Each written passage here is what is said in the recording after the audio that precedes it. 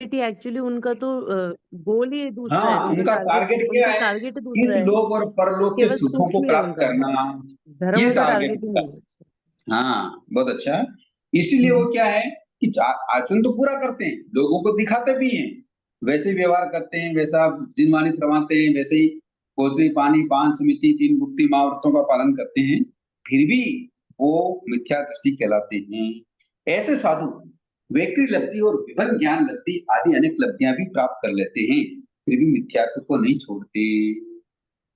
समझ में आया? जी गुरु जी। हम्म। अब प्रश्न ये आ रहा है कि ऐसे माया मिथ्या दृष्टि भवित आत्मानगा वीर्य लब्धि वैकृ लब्धि और विभन ज्ञान लब्धि से जो वैकृ रूप बनाता है, उसे तथा भाव से मतलब जैसा है वैसा जानता देखता है, या अन्यथा भाव यानी विपरीत जानता देखता है? प्रश्न समझ में आया?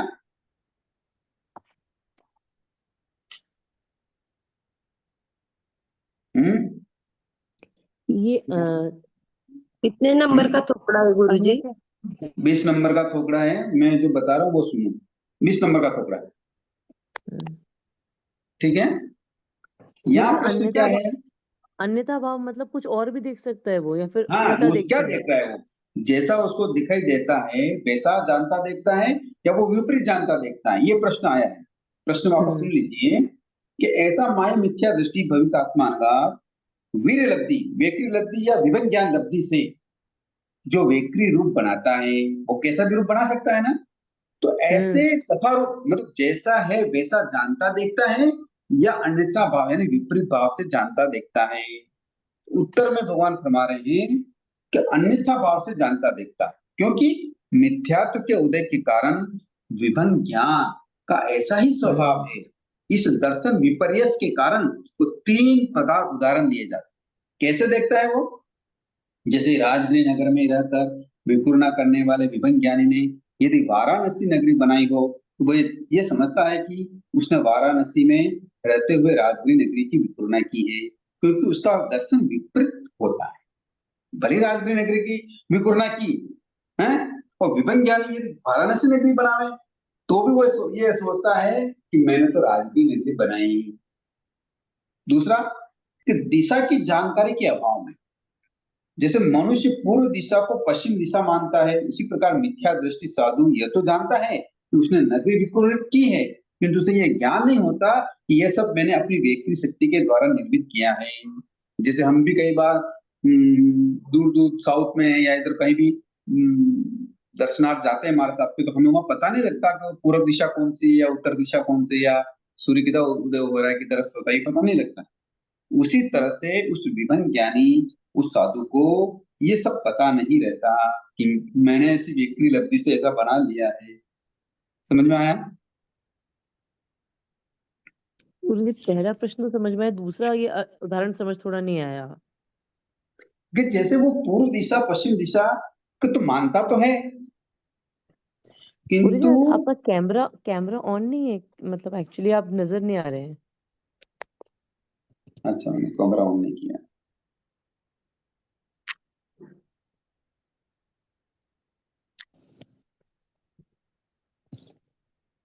हाँ, हाँ जी।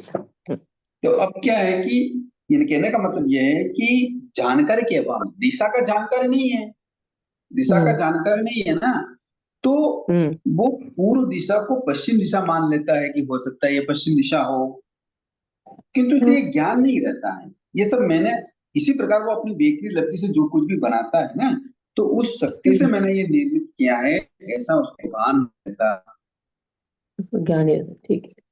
है। फिर तीसरा, जैसे पीलिया का रोगी, जैसे किसी को पीलिया हो जाता है, जॉइंटिस बोलते हैं ना, क्या बोलते हाँ, जोड़ने हैं? से बोलते हैं। तो पीलिया के रोगी को जैसे आंख की शक्ति तेज होने पर भी पीला पीला ही दिखाई देता है, माने विपरीत दिखाई देता है, अर्थात उसे हम्म। प्रत्येक वस्तु पीली नजर आती है। उसी प्रकार मिथ्या दृष्टि साधु कुछ न कुछ विपरीत जानता देखता है, यानी जैसा वो करता है वैसा उसे नहीं दिखाई देता। समझ में आया? हम्म। हम्म। मतलब उसको खुद का किया हुआ ही सही दिखा, उसको खुद का किया हुआ भी दिखाई नहीं देता सही। हाँ हाँ हाँ हाँ, अच्छा, खुद का क्या वो भी सही नहीं दिख रहा मतलब। अच्छा, यानी खुद का सब ज्ञान ध्यान करता है वो सही नहीं दिखता, उसे विभंग ज्ञान बोलते हैं। या विक्रिया की बात चल रही है, विक्रिया की, ज्ञान ध्यान की बात अच्छा नहीं चल रही। ठीक है। अच्छा। हम्म। हम्म। अब उसी तरह रूप निर्माण वेकरी लब्धि से होता है, फिर वेकरी लब्धि के साथ वीर्य लब्धि और विभंग ज्ञान लब्धि का कथन क्यों किया गया यहाँ, है ना। जैसे यहाँ विकुरना की बात आई, तो विकुरना तो हम्म, किससे होता है, वेकरी लब्धि से वैकल्पिक होता है। लब्धि। तो फिर यहाँ और भी एक शब्द, दो शब्द आए हैं, तो वीर्य लब्धि और विभंग ज्ञान लब्धि। तो ये दोनों शब्द यहाँ क्यों जोड़े हैं, इसका स्पष्ट, इसका कारण ये है कि प्रत्येक प्रवृत्ति के साथ वीर्य लब्धि की अनिवार्यता है। वीर्य लब्धि का मतलब हम्म, पुरुषार्थ, उत्साह, ताकत, है ना। ये तो होगा ही तभी वेकरी लब्धि होगी, या और भी कोई जो लब्धि है उसका कार्य होगा। तो इसीलिए ये शब्द यहाँ जुड़ा हुआ है। और यद्यपि विभंग ज्ञानी लब्धि व्यक्ति लब्धि के सहायक ही हैं, तथापि फिर भी मिथ्या दर्शन के कारण विभंग ज्ञानी विपरीत सोचता है, इसलिए उसके ज्ञान को भी यहाँ विभंग ज्ञान कहा गया। इसलिए यहाँ दो शब्द व्यक्ति लब्धि के साथ और जोड़े गए। समझ में आया। हम्म। है वीर ना, है तो इसलिए कि पुरुषार्थ है, और क्योंकि रूप बना के उसके बिना कुछ नहीं विकुर्णा होता। कर दे।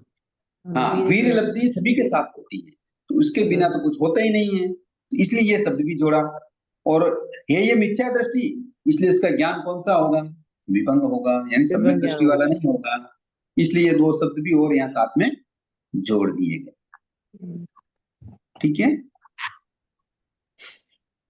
जी हो गया। अब एक और प्रश्न है इसी के साथ, कि एक अमाई जो माया रहित है और सम्यक दृष्टि है, ऐसा भवित आत्मा अनगा और अवधि ज्ञानी बेकरी लब्धि वाला, ऐसा भवितात्मा अनगार अपने बनाए हुए व्यक्ति रूपों को कैसे जानता देखता है। तो इसके उत्तर में भगवान फरमाते हैं कि सम्यक दर्शन रूपी अनमोल रत्न के प्रभाव के कारण ये साधु ये जानते हैं कि वेकरी से बनाए हुए नगर आदि मेरी स्वयं की वीर्य लब्धि और वेकरी लब्धि है। यह नगरी मुझे मिली हुई रिद्धि धृति यश बल वीर और पुरुषाकार पराक्रम से विकुर्वित हुई है। वो सब जानता देखता है। क्यों जानता देखता है, क्योंकि वो सम्यक दृष्टि है और अमाई है। अगर माया वाला है, सम्यक दृष्टि अगर माया वाला है, तो फिर वो ऐसा नहीं बना सकता। अमाई सम्यक दृष्टि, इसीलिए दो शब्द यहाँ आए। समझ में आया। आगे गुरुजी। हम्म। तो गुरुजी ये जो आप सारा पढ़ रहे हैं, ये मतलब हमारी पुस्तक में तो ये सारा कुछ नहीं है। क्यों नहीं है, ये इतना बताओ डिटेल क्या में जो नहीं है। तीनों तीनों हाँ, एग्जाम्पल्स आपने अरे तो दिए। मान लो डिटेल में नहीं है और मैंने डिटेल में बताया, तो क्या दिक्कत हाँ आई। हाँ हाँ हाँ, बस वो दिक्कत नहीं, मैं तो बस पढ़ने की कोशिश कर रही थी, वो मिला नहीं था इसलिए बस। इसमें है ना, मैंने जो बताया वो इसमें है कि नहीं है। हाँ, वो तो है, MI तो ये तो बस, है। हाँ, वो कोई दिक्कत नहीं है। ठीक है। हम्म या थोड़ा संक्षिप्तीकरण करके है, तो थोड़ा सा डिटेल में हम्म बता दूं। हम्म अब जैसे यहाँ अमाई का जो उसका कारण नीचे बता रखा है, जैसे अमाई मिथ्या दृष्टि अनगार से आशय है कि अन्य तीर्थिक मिथ्या से साधु, जिसके अनंतानुबंधी कषाय के अभाव में सूचक है अमाई, यानी वो माई मिथ्या दृष्टि अनगार विभंग ज्ञान वाला है, यानी अवधि ज्ञान वाला। विभंग ज्ञान के हम्म कारण वह सही रूप को नहीं जान पाता, यद्यपि वह राजगृह नगर में रहकर वाराणसी नगरी बनाता है, तथापि वह ये समझता है कि उसे वाराणसी में रहते हुए राजगृह नगर की विपूर्णा की है। यही तो बताया मैंने आपको। ये बताया। तो कहने का मतलब ये है कि यह अमाई का मतलब यह है कि ऐसा अनगार, ऐसा मिथ्या दृष्टि जिसके अभी अनंतानुबंधी कषाय का सूचक है। माई का मतलब मिछा मूल। समझ में आया। हम्म हम्म।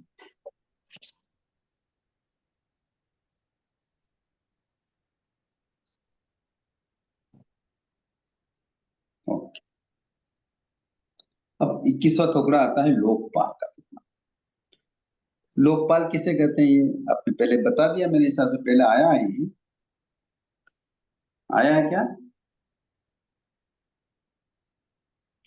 इंद्र की परिषद के अंदर ही आता ये आया था। परिषद में आ जाता है। हम्म।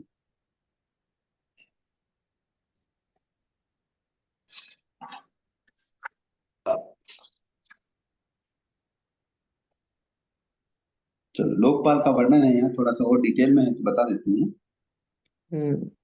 कि भगवान देवेंद्र के कितने लोकपाल कहे गए?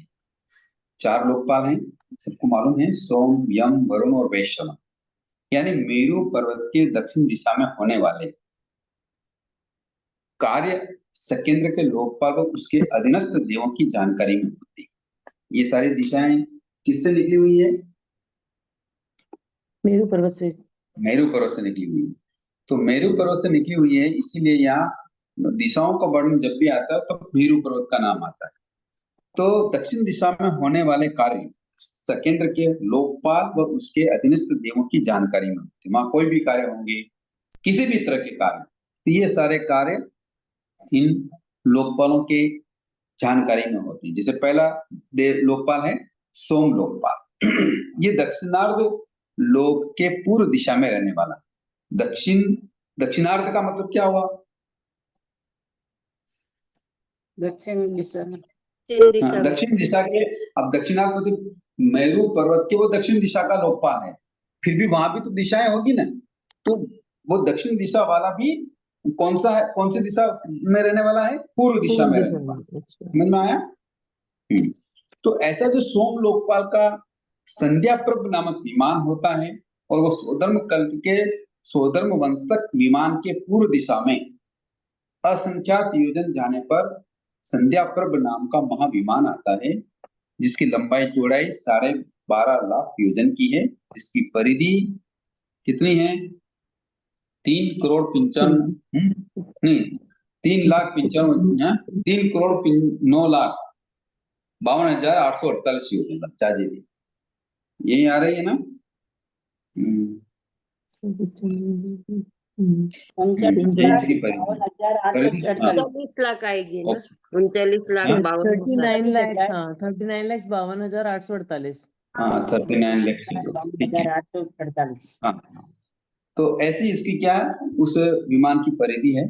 तो ऐसा सोम लोकपाल की सोमा नाम की राजधानी है, उसने अपनी राजधानी बनाई हुई है। जैसे यहाँ भी जैसे कलेक्टर वाला ऑफिस होते हैं या डिस्ट्रिक्ट पैलेस है तो डिस्ट्रिक्ट पे राजधानी होती है, तो ऐसे उनकी भी अलग अलग अपनी अपनी क्या है, सीमाएं हैं।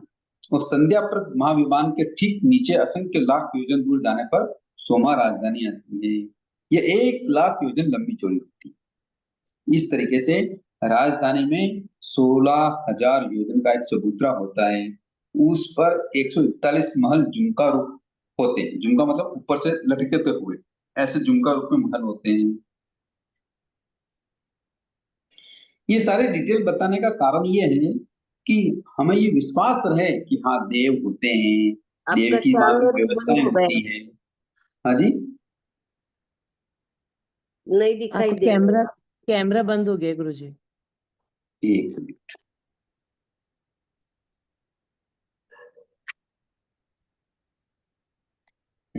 अब आ गए। तो इस प्रकार सोम लोकपाल की आज्ञा में रहने वाले जो देव हैं वो सोम देवता, सोम देव इकाई यानी सोम देवताओं के परिवार के रूप में, और सोम महाराज के सामनिक देव के रूप में, और विद्युत कुमार विद्युत कुमारियां, अग्नि कुमार अग्नि कुमारियां, वायु कुमार वायु कुमारियां, चंद्र सूर्य ग्रह नक्षत्र तारा और इसी प्रकार के दूसरे सब उसकी भक्ति वाले पक्ष वाले देव, वो सब क्या कहलाते हैं? सोम देव का ये सब कहलाते हैं, सोम देवता के अंतर्गत रहने वाले। और ये पुत्रवत आज्ञाकारी होते हैं, जैसे मंगल ग्रह, केतु, लोहिताक्ष, शनि, चंद्र, सूर्य ग्रह हैं, शुक्र, बुध, बृहस्पति, राहु, ये सब ज्योतिषी देव उसकी पुत्रवत आज्ञा में रहते हैं। और सोम लोकपाल की अध्यक्षता में होने वाले क्या कार्य हो सकते हैं? वो बताया कि मेरु पर्वत की दक्षिण दिशा में जो कार्य होते हैं, जैसे ग्रह गर्जना, ग्रह के गमन करते समय जो होने वाली जो गर्जना होती है, ग्रह युद्ध, बादल, बादलों की विभिन्न आकृतियां, ग्रहों की प्रतिकूल चाल, संध्या, उल्कापात, दिक्दाह, दिक मतलब दिशा, दाह मतलब जलती हुई दिशाएं, मेघ गर्जना, बिजली चमकना, धूल की वृष्टि होना, यक्षा आदित्य यानी दिखना, धूमिका और चंद्र सूर्य ग्रहण, इंद्रधनुष, विभिन्न तरह की वायु का चलना, इनमें प्राण क्षय, बल क्षय, जन्म क्षय, लोगों का मरण, धन क्षय, विनाश आदि इस प्रकार के जो उत्पाद हैं वो सोम महाराज और उसके अधीनस्थ देवों की जानकारी में होते हैं। समझ में आया इनके क्या कार्य होते हैं? जो ये मेरा संक्षिप्तीकरण है। समझ में आया आपको? हाँ गुरुजी, पर बेसिकली नेगेटिव रोल्स ही नजर आ रहे हैं इसमें ज्यादातर। नहीं, ये जो होते तो ये वही होते हैं ना, जो होते हुए काम बता रहे हैं कि जैसे कि इनकी आज्ञा में ये आप, अच्छा नेगेटिव हमको दिखाई देते हैं ना, पॉजिटिव भी दिखाई देते हैं, सारी चीजें हैं ना इसमें, दूसरी चीजें भी हैं, दूसरी सब भी है। मेघ गर्जन होता है तो मेघ बिजली चमकती है, तो बारिश भी होती है, तो ये भी तो होते हैं। तो ये जो कार्य हमको दिखाई देते हैं, ये सारे काम क्या होते हैं, उनकी उनकी नजर में होते हैं। जैसे और भी, जैसे क्या होते हैं, जैसे दो चंद्रों का दिखना, कभी कई बार दो चंद्र दिखते हैं क्या चंद्र? मैंने तो नहीं देखी गुरुजी आज तक, हमारा मौका तो नहीं। सूर्य ग्रहण आदि होना, आकाश में होने वाले शब्द होना, ये सारी चीजें सोम लोकपाल की जानकारी में होती है। और दूसरे कार्य भी होते हैं तो दूसरे लोकपाल की जानकारी में होंगे, वो भी आएगा अभी। सोम लोकपाल की बात चल रही है अभी, समझ में आया?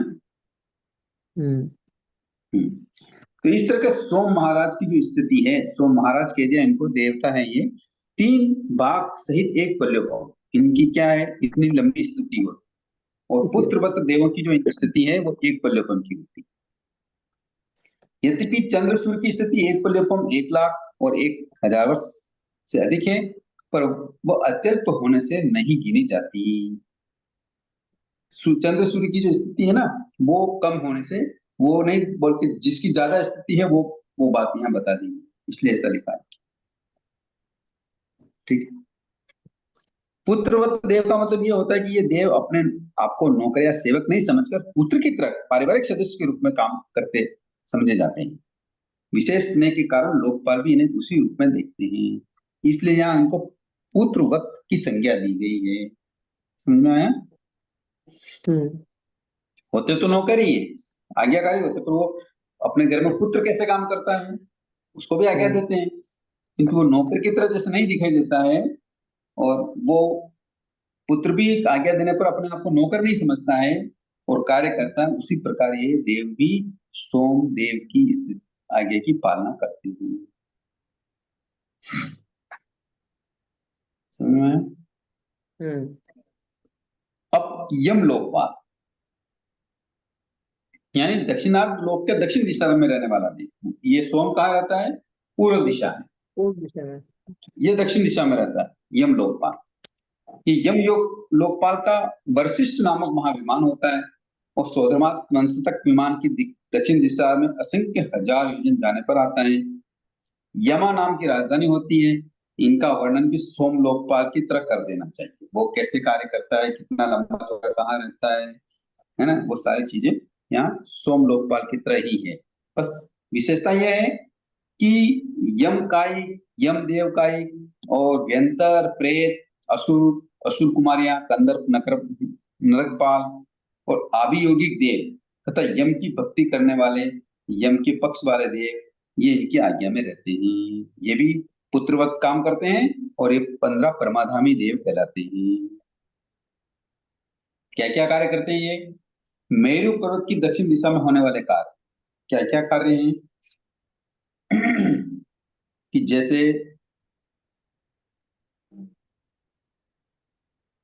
डिंब, डिंब का मतलब होता है विघ्न, डमर यानी उपद्रव करना, कलह करना, पारस्परिक ईर्ष्या, द्वेष, महायुद्ध, महासंग्राम, महापुरुषों की मृत्यु या कुल रोग, नगर रोग, मंडल रोग आदि अनेक प्रकार की वेदनाओं का द्वारा, प्राण क्षय, जन क्षय, कुल क्षय आदि ऐसी प्रकार के दूसरे सभी पाप कार्य यम महाराज की आज्ञा में होते हैं, क्योंकि ये परमाधामी देव हैं, ये दूसरों को तकलीफ देने में इनको खुशी होती है, मनोरंजन करते हैं, इसलिए ये पापकारी कार्य करते हैं।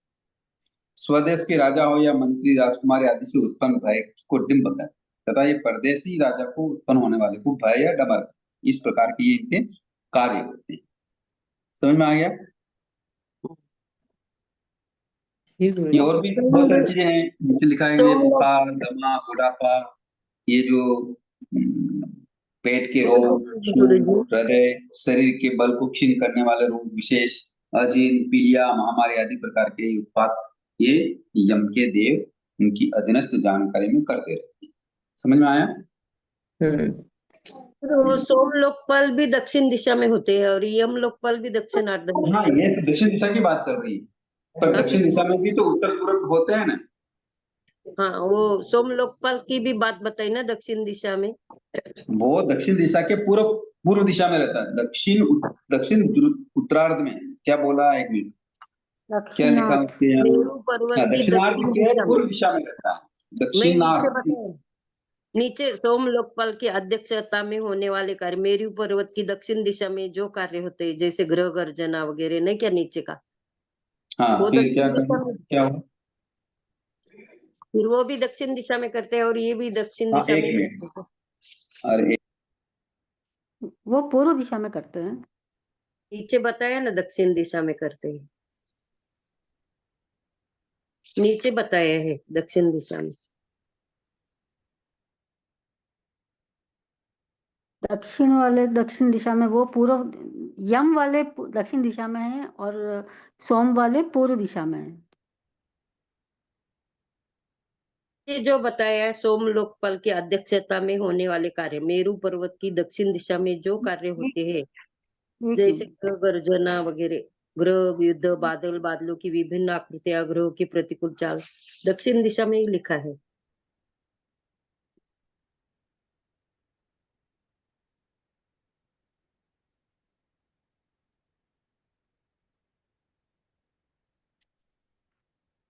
लिखा है दक्षिण दिशा में।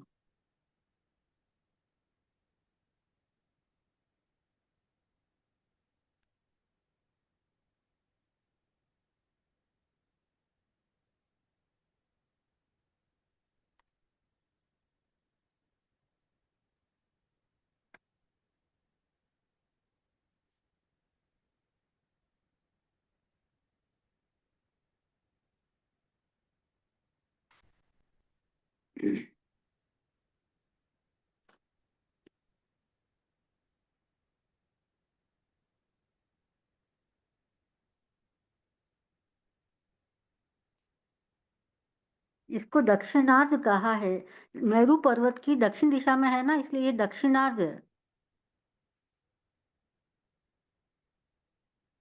उत्तरार्ध और दक्षिणार्ध दो होते हैं ना, तो ये दक्षिणार्ध तो दक्षिण दिशा में बोला है।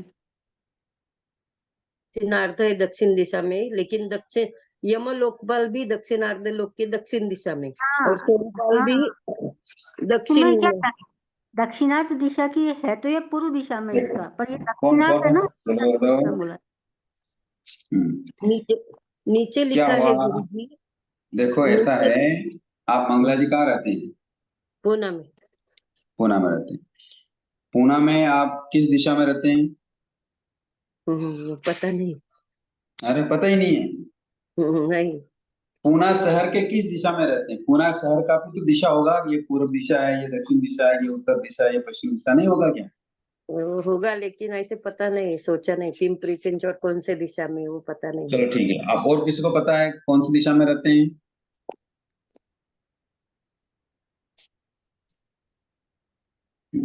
और कौन बात कर रहे थे आपस में?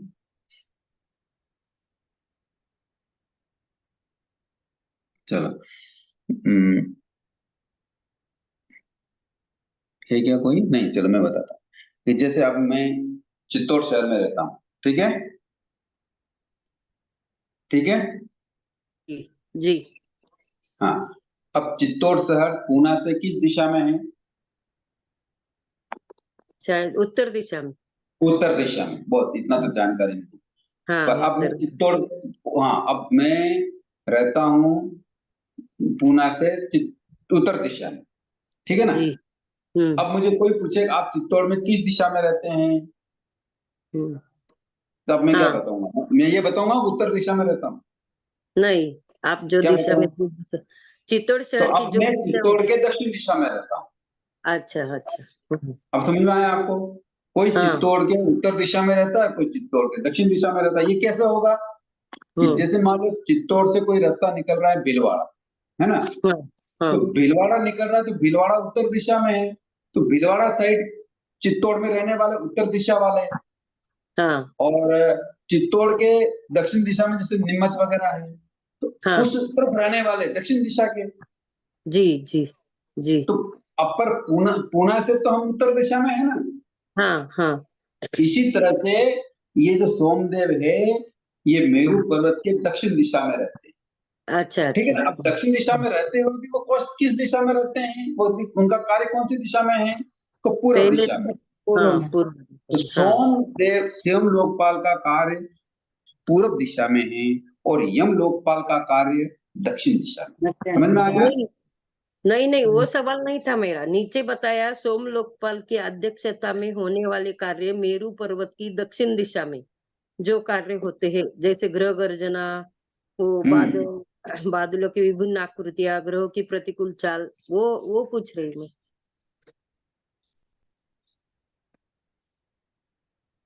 अरे वो मेरू पर्वत की दक्षिण दिशा में वो बात कर रहे हैं भाई। वो हाँ रहते हाँ कहाँ हाँ, हैं? पूर्व अरे दिशा में। हाँ अरे सोम लोकपाल कहाँ रहते हैं? मेरू दक्षिणार्ध के पर्वत के पूर्व दक्षिण दिशा दिशा में। में रहते हैं, है ना? हाँ हाँ तो हाँ। वही लिखा है यहाँ, और क्या लिखा है? जी समझ गई। पर अब दक्षिण दिशा में भी उनका जो उनका जो रहने का स्थल है वो किधर है? पूर्व दिशा में, पूर्व दक्षिणार्ध दिशा की में। अब पूर्व बात समझ दिशा में आ गई? नहीं आई? में। नहीं, वो सोम लोकपाल की अध्यक्षता में होने वाले कार्य और यम लोकपाल दक्षिणार्ध की लोक दक्षिण दिशा में, ऐसे बताया ना, दोनों एक साइड बताए, ऐसे इसके लिए पूछा मैं। अरे तो माँ मेरू पर्वत की दक्षिण दिशा है, हाँ ठीक है ना? पर जी। मेरू पर्वत की दक्षिण दिशा में जितने भी ये कार्य होते हैं, हाँ कौन से होते हैं? मेघ गर्जन वगैरह, है ना? हाँ हाँ हाँ ये हाँ। सारे कार्य कौन देखता है? सोम लोकपाल सोम देखता लोकपाल की अध्यक्षता में। हाँ है, ठीक है? हाँ जी। किंतु इनके रहने का स्थल है दक्षिण में भी पूर्व दिशा में। हाँ ये हाँ समझ में हाँ आया? हाँ हाँ, समझा, वो समझा। अच्छा, वो पूर्व दिशा में रहते हैं और उनकी अध्यक्षता में होते हैं, और यम लोकपाल दक्षिणार्ध के लोक के दक्षिण दिशा में रहते हैं। में हाँ, रहने का कार्य उनका है दक्षिणार्ध लोक के।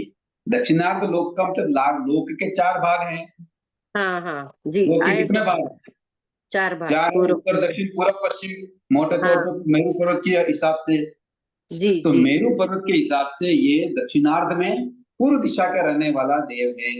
किंतु हाँ सर। कुछ दक्षिण पूर्व मेरू पर्वत के दक्षिण में जो कार्य होते हैं, ये मेघ गर्जन आदि, ये इनकी हाँ जानकारी में होते हैं। अच्छा अच्छा, हाँ हाँ, समझ में आया। और यम लोकपाल भी दक्षिणार्ध का ही है, किंतु ये दक्षिणार्ध में भी दक्षिण दिशा में रहता है। हाँ समझ में हाँ आया? हाँ, आया समझ में। यानी वो सोमपाल पूर्व दिशा में रहते हैं दक्षिणार्ध के, और यम हम्म। लोकपाल दक्षिणार्ध के लोक के दक्षिण दिशा में रहते हैं। हाँ, हाँ अब हाँ दक्षिण दिशा में जितने भी मेरू पर्वत के दक्षिण दिशा में जितने भी मेघ गर्जन वगैरह होते हैं, ये तो सोमलोक देवपाल के नजर में होते हैं। हाँ और जितने भी ये लड़ाई झगड़े शस्त्र फस्त्र, ये कलह विवाह रोग भोग, ये सब होते हैं, ये यम लोकपाल के नजर में होते हैं। हाँ हाँ समझ में आ जी। गई? हाँ हाँ सर, बहुत कृपा हम्म करें। हम्म। अब ये वरुण लोकपाल तीसरा कौन सा आ गया है? वरुण लोकपाल, ये दक्षिणार्ध लोक के पश्चिम दिशा में रहने वाला। अब समझ में आया? है दिशा दक्षिणी है, किंतु उसके भी पश्चिम में ये रहता है। हाँ हाँ हाँ, आया समझ। हाँ सर। हम्म। इस वरुण लोकपाल का स्वयंजल नामक महाविमान है, ये पश्चिम दिशा में है।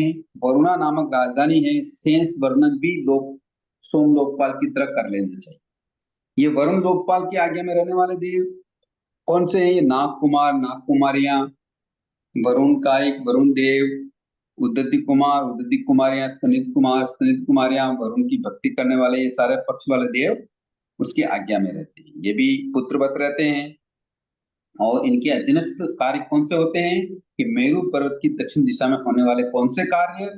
अति वर्षा, मंद वर्षा, सुवृष्टि यानी धान्य दान आदि अनाज की विशेष रूप से उत्पत्ति करने वाली ऐसी बारिश, दुर्वृष्टि अकाल के कारण भूत अल्प वर्षा वाले काम, झरना, तालाब, छोटे छोटे जल प्रवाह, अविच्छिन्न धारा से जल का बहना, गांव के गांव नगर आदि सब बह जावे, इस प्रकार जल का आना आदि कार्य वरुण लोकपाल और उसके अधीनस्थ देवों की जानकारी में होते। समझ में आया?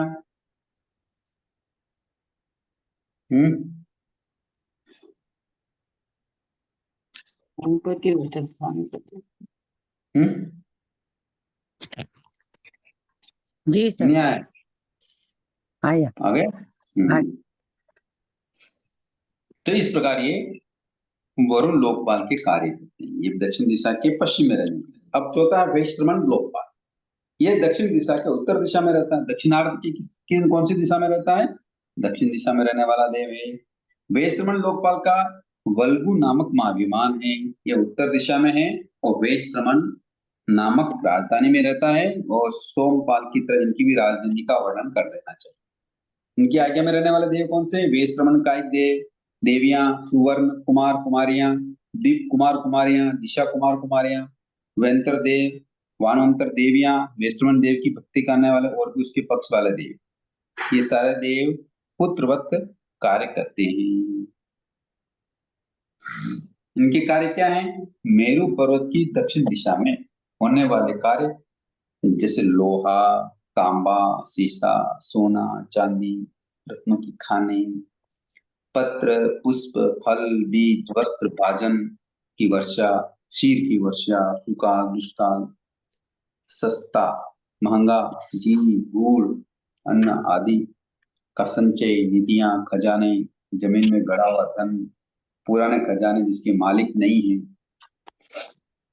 तिकोने मार्ग, चतुष्कोण मार्ग, सामान्य मार्ग, नाले, शमशान, गुफा, भवन, सभा भवन आदि स्थानों में रखा हुआ धन, ये सब वैश्रमण लोकपाल उनके अधीनस्थ देवों की जानकारी में। समझ में आया? नहीं आया? ये दक्षिण दिशा में रहते हैं। दक्षिण दिशा के उत्तर में। नहीं समझ में आया? अभी क्यों नहीं समझ रहे हैं? समझ में नहीं आता? दक्षिण दिशा के उत्तर में, अच्छा उत्तर में रहते हैं। वरुण लोकपाल दक्षिणार्थ के पश्चिम में रहते हैं।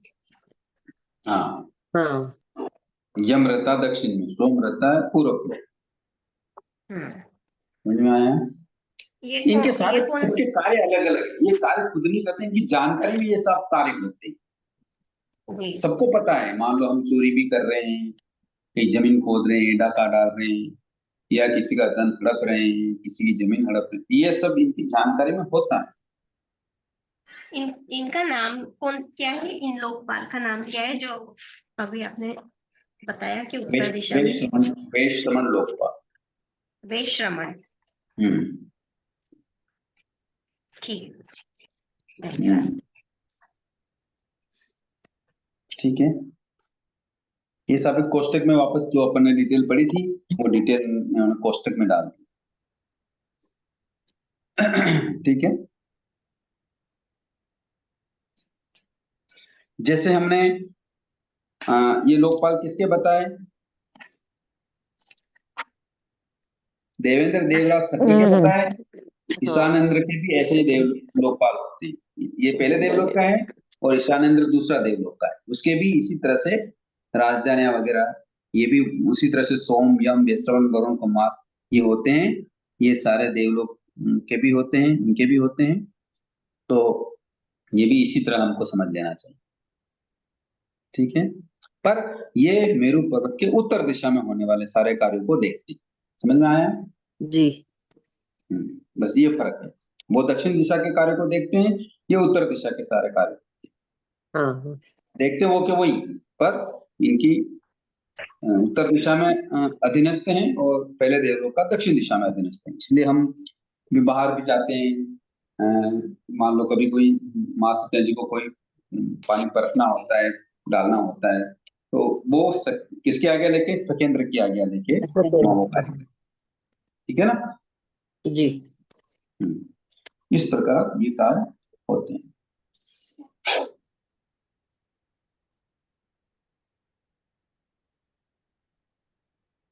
अब यहाँ अधिपति देवों का थोकड़ा चलता है कि कुछ देव होते हैं जो अधिपति होते हैं। अधिपति का मतलब होता है इंद्र की तरह, इंद्र, है ना। तो अशुभ कुमार आदि भुवनपति देवों के कितने अधिपति होते हैं? तो 10 भुवनपतियों के प्रत्येक के 10-10 अधिपति होते हैं। समझ में? यानी अशुभ कुमार, नाग कुमार, और सुवर्ण कुमार, विद्युत कुमार, अग्नि कुमार, दीप कुमार, उदति कुमार, दिशा कुमार, दीप कुमार, वायु कुमार, अस्तनित कुमार, ये कितने हो गए? 10 हाँ, 10 ये भुवनपति। 10 10 भुवनपति हो गए। तो 10 भुवनपति हो गए तो प्रत्येक भुवनपति के 2-2 इंद्र होते हैं, और प्रत्येक इंद्र के 4-4 लोकपाल होते हैं। हाँ तो कितने हो गए? 20 कुल 80 अधिपति। 20 इंद्र, 20 तो लोकपाल हो गए, 80 तो लोकपाल हो गए, और 20 इंद्र हो 20 गए, इंद्र हो गए, यानी 100 हो गए, हाँ, यानी कितना हो गए भुवनपति असुर कुमार के? 100 अधिपति हो 100 गए। अधिपति हो गए। हाँ, ये सब ठीक है। हाँ, और अधिपति का मतलब क्या होता है कि अनुशासन करने वाले देव, इंद्र और लोकपाल, इनको अधिपति कहते हैं। उनके अनुशासन में सारा काम होता है, ये प्रमुख लोग होते हैं, इसलिए सब बताया गया है। वानंतर देवों के भी अधिपति हैं, पिशाच आदि गंधर्व तक 2-2 इंद्र हैं, और वे ही अधिपति हैं, है ना। पिशाच, भूत, यक्ष, राक्षस, किन्नर, किंपुरुष, मरो, गंधर्व, है ना। तो इनके 8 हैं और 2-2 इंद्र हैं, तो ये 16 हो गए, 16 अधिपति हो गए, है ना। और वानंतर की 16 इंद्र कहे हैं, जबकि प्रज्ञापना सूत्र में 32 इंद्र कहे गए हैं, अलग अलग थोड़ा सा वर्णन। पिशाच आदि के 16, जैसे आन पने, पान पने वादी वगैरह हैं, तो 16 तो पिशाच आदि हो गए। तो कुल इंद्र कितना हो गए? 16 और 16 32। 32। और 32 उसके हो गए वानंतर आदि के, तो 64 इंद्र हो जाते हैं। तो सम्मिलित देवों के भी इंद्रों का कहीं उल्लेख प्राप्त नहीं होता है, इसलिए इन देव, इनके अधिपति देवों का वर्णन यहाँ नहीं करते हैं, बताया नहीं गया है, क्योंकि उदाहरण मतलब आगम में कहीं आया नहीं है। सम्मिलित देव अनुशासन करने वाले इंद्र और लोकपाल की अधिपति कहते हैं। ये अनुशासन में रखते हैं, सबको अनुशासन कराते हैं, इसलिए इनको अधिपति कहा जाता है। इसी प्रकार ज्योतिष देवों के अधिपति होते हैं। तो ज्योतिष देवों के चंद्र, सूर्य 2 अधिपति हैं, और यही इंद्र हैं। और वानंतर ज्योतिष देवों के लोकपाल नहीं होते, इनके अधीनस्थ कोई दूसरे देव नहीं होते, जैसे सोम, यम और वरुण और वैश्रवण जैसे लोकपाल होते हैं, तो इनके नहीं होते। वानंतर और ज्योतिष देवों के ऐसे नहीं होते, वे खुद ही अधिपति होते हैं। इसी प्रकार वैमानिक देवों के भी अधिपति होते हैं। तो वैमानिक देवों के पहले देवलोक से लगाकर 5 अधिपति, पहले देवलोक में 5 अधिपति कौन से हैं? वही सोम, यम, वरुण, है ना, वैश्रवण, 1 इंद्र है और 4 लोकपाल हैं। इसी तरह 8वें देवलोक तक प्रत्येक के 5-5 अधिपति, और 9वें 10वें देवलोक के 5 अधिपति हैं, और 11वें 12वें देवलोक के 5 अधिपति। कुल मिला के कितने हैं? 50 अधिपति हो गए। इस प्रकार ये देवलोकों में जो व्यवस्थाएं हैं, कौन कौन कैसे कैसे व्यवस्थाएं देखते हैं, कैसे कैसे इनके अधीनस्थ अनुशासन में रहने वाले कैसे कार्य करते हैं, उनके बारे में यहाँ बताया। समझ में आया? जी गुरु जी।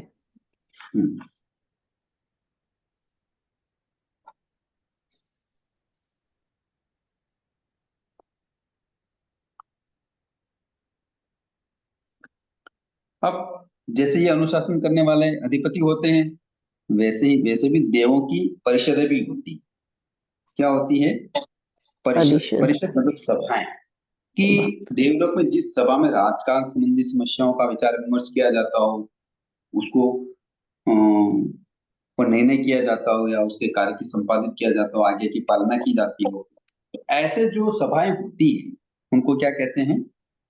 परिषद कहते हैं। परिषद। हाँ, जैसे यहाँ अपने व्यवहार में बोलते हैं ना, राज्यसभा, लोकसभा, विधानसभा, इनमें जो जो बातें व्यवस्थाएं होती है, आज्ञा होती है, या जो कार्य करने के लिए निर्णय होते हैं, वैसे उनको उसी तरीके से उनको वहां परिषद बोलते हैं। क्या बोलते हैं? परिषद। परिषद कहते हैं। ठीक है। यूं 3 तरह की परिषदें होती है, अभ्यंतर, मध्यम और बाहर। ये 3 तरह की परिषदें होती है। यहाँ भी जैसे होता है नहीं होता, राज्यसभा होती है, अलग होती है, लोकसभा अलग होती है, विधानसभा अलग होती है ना? तो वहां भी अभ्यंतर, बाहर और मध्य। अभ्यंतर परिषद का क्या कार्य है? इसमें इंद्र महाराज सलाह पूछते हैं, विचार विमर्श करते हैं। यह परिषद बुलाने से आती है। ये जो परिषद है, इसमें जो लोग आते हैं, देव आते हैं, उनको बुलाने से आती है अभ्यंतर परिषद। मध्यम परिषद में इससे इंद्र महाराज अभ्यंतर परिषद के साथ की हुई बातचीत को उनके सामने प्रकट करते हैं, करके निर्णय करना है, और विचार किए हुए कार्य की सूचना देकर लाभ हानि के विषय में विस्तार से खत्म करते हैं। यह हमने अभ्यंतर परिषद में ये चर्चा की, तो इसका क्या नुकसान हो सकता है, क्या करना है, कैसे करना है, कैसे संपादित करना है, क्या कार्य क्या हो सकता है। इस प्रकार इस परिषद में, मध्यम परिषद में क्या होता है? विचार विमर्श होता है। यह परिषद बुलाने से और बिना बुलाने दोनों तरीके से आ सकती है। यहाँ के देव दोनों तरीके से आ सकते हैं। और अब बता बाहरी परिषद, इसको इंद्र महाराज निश्चित किए हुए कार्य को संपादित कराने की आज्ञा देते हैं। जो बाहर के लोग होते हैं, देव होते हैं, उनको जो निर्णय अभ्यंतर परिषद में लिया और जिसको मध्यम परिषद में सील लगाई, ऐसे कार्य को बाहर देवों से क्या करवाते हैं? आज्ञा देकर वो कार्य संपादित करवाते हैं। यह परिषद बिना बुलाए आती है। समझ में आ गई बात? इस प्रकार इनकी क्या होती? परिषदें होती है। यूं भानुपति, वानमंत्र, ज्योतिषी, माने की जो अभ्यंतर परिषद है, उनके नाम भी होते हैं। जैसे भानुपति की जो अभ्यंतर परिषद है, वो समिता कहलाती है। मध्यम को चंदा बोलते हैं, बाहर को जाता बोलते हैं। वानमंत्र जो देवों के जो परिषद हैं, वो अभ्यंतर ईशा है, मध्यम त्रुटिता है, बाहर की जो परिषद है वो दृढ़ता है। इस प्रकार के नाम दे। ज्योतिष वालों की अभ्यंतर है तुम्बा, मध्यम है त्रुटिता और बाहर है प्रत्या।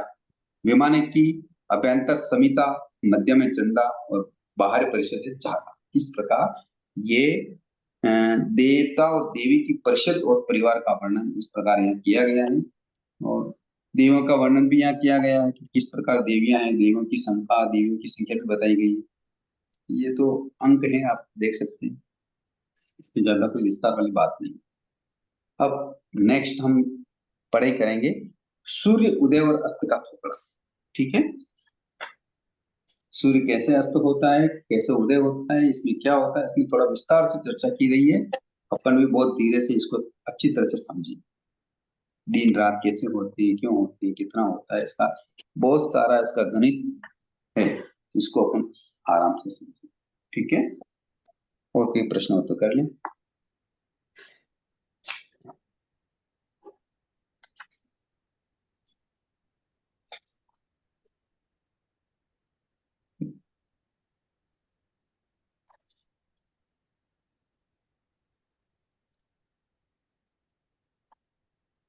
आवाज आ रही है? आ रही है गुरुजी, आ रही है।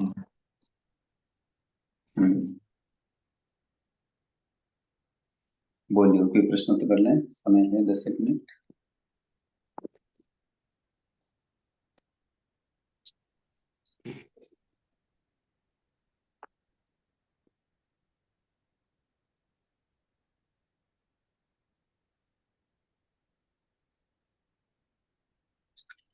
किसी के प्रश्न नहीं है क्या?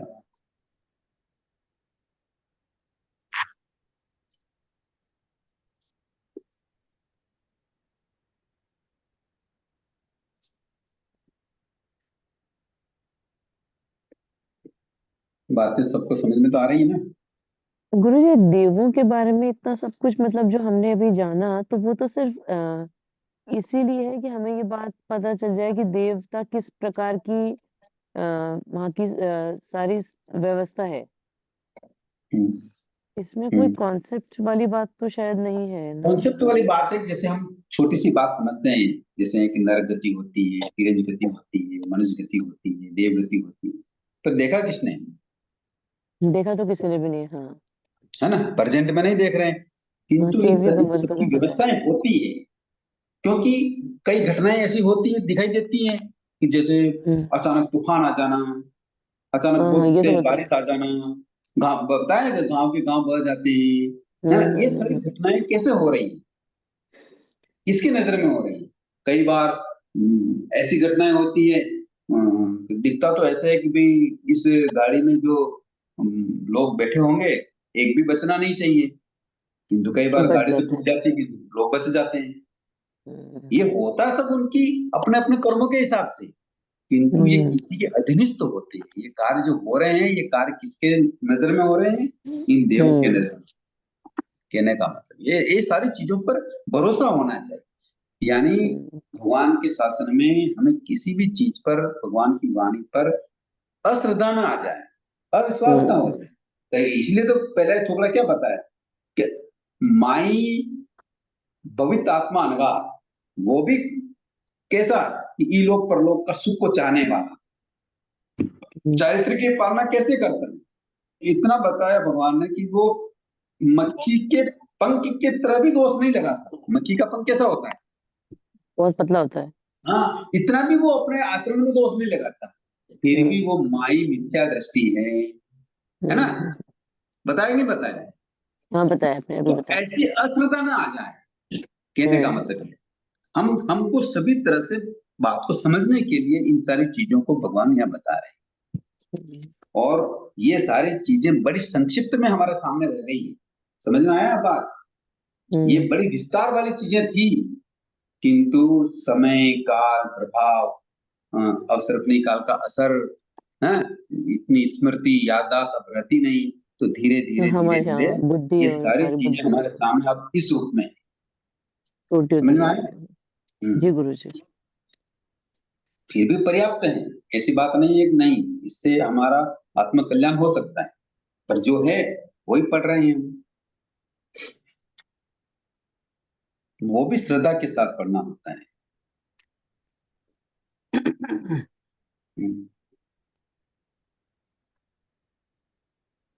ये इसका उद्देश्य है समझाने का, समझ में आया? बाकी और कोई उद्देश्य नहीं।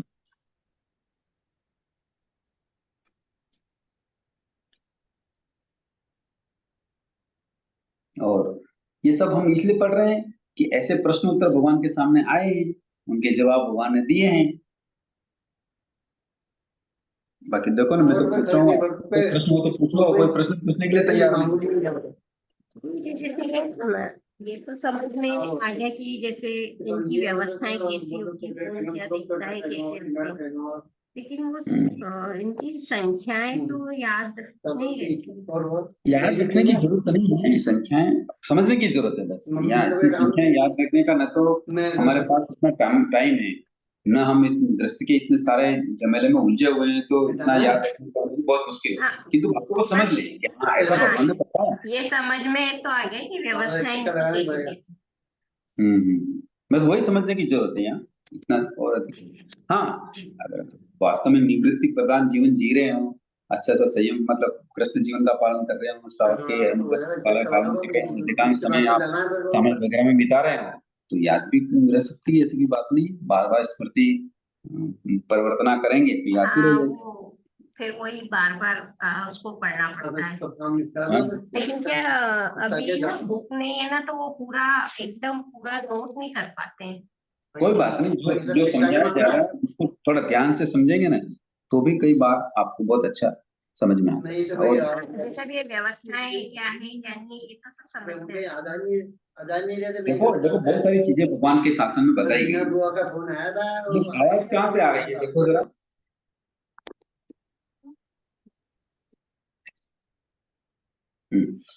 देखो भगवान आगम में कई सारी बातें बताई गई, सभी बातें संयम में सहायक हो ऐसा जरूरी नहीं। समझ में आया ना? हमको वहां से क्या चीज लेनी है वो हमें विवेक रखना चाहिए, इतना रखनी चाहिए, मतलब वो हमारे में कला आनी चाहिए कि भगवान के जिनवाणी से हमें क्या लाभ हो सकता है और हमको क्या आवश्यकता है। समझ में आया? वो हमें ग्रहण करना है। अब मान लो देवलोक के संबंध में वर्णन चल रहा है और देवलोक के वर्णन से हमारा इसका कोई लेना देना नहीं है, बस आस्था तक श्रद्धा रखो, मतलब आस्था तक उसका मैटर रखो, क्योंकि हम इतने ऊंचे लेवल के तो साधक है नहीं भाई इसको हम याद करके कंठस्थ करके इसका उपयोग अन्य तरीके से कर सकें, तो ऐसा तो हम साधक है नहीं। फिर भी जो मैटर चल रहा है, एक बार सुनिए सुनिए, फिर भी ये जो मैटर चल रहा है ना उसके ऊपर हम श्रद्धा पूर्वक श्रवण करें, उनको बातों को समझें कि देवलोक में कैसे होता है, क्या होता है। तो ये यहाँ तक हमारा कार्य हो सकता है, किंतु हमारे दैनिक जीवन में क्या उपयोगी है भगवान की वाणी में, उसको हम ग्रहण करें और उसका हम आचरण करें। समझ में आया? जी जी।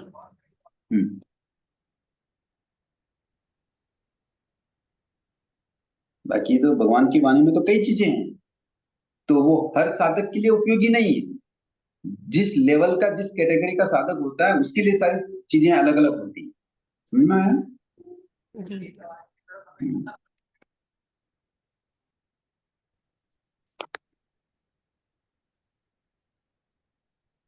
और बोलिए।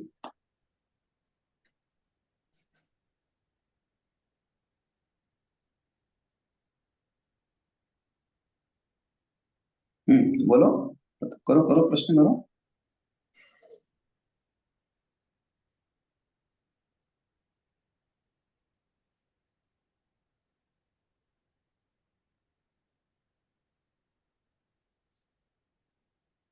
कोई प्रश्न नहीं है? 2-3 दिन थोड़ा समय नहीं दे पाए, इसके लिए सबसे क्षमा याचना। संसार के कार्य हैं ये सारे, शादी ब्याह वगैरह। वो भी सब जरूरी है गुरु जी।